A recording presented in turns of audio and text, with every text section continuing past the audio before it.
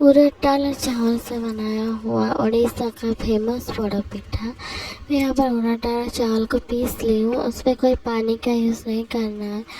और मैं यहाँ पर चीनी ऐड कर रही हूँ, उसको अच्छे से मिला लेंगे। पानी यूज़ नहीं हुआ तो ये बहुत थिक है, तो उसको हम अच्छे से मिला लेंगे तो थोड़ा सा ना मतलब मेल्ट हो जाएगा।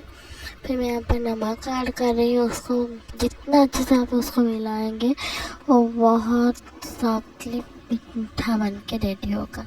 मैं यहाँ पर ऐड कर रही हूँ ब्लैक पेपर और इलायची पाउडर और थोड़ा सा अदरक। उसको सब मिला कर लेंगे हम। मिला लेने के बाद उसको हम आधा घंटा के लिए रेस्ट में रख लेंगे। उसके बाद एक कढ़ाई में घी हो या तेल हो, जो भी हो, उसको हम अच्छे से लगा कर उसमें सारी बैटर जो है उसको हम डाल लेंगे। घी लगाने से क्या होगा ना, पीठा जो है अच्छे से उठ निकल जाएगा। फिर मैं यहाँ पर नारियल और गुड़ उसको मिलाकर रखी थी, उसको हम बीच में दे देंगे। उसके बाद हम यहाँ पर मैं मूंगफली ऐड कर रही हूँ। मूंगफली डालने से उसका टेस्ट और अच्छा लगता है। फिर उसके बाद हम जो और थोड़ा बैटर है उसको हम उसके ऊपर डाल लेंगे।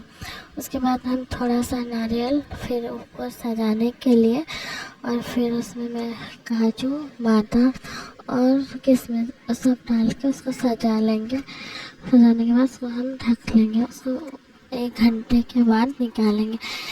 कढ़ाई छोटा पड़ गया और ये जब फूल गया तो बहुत बड़ा हो गया, तो मतलब वो से निकालते टाइम ऊपर टूट गया।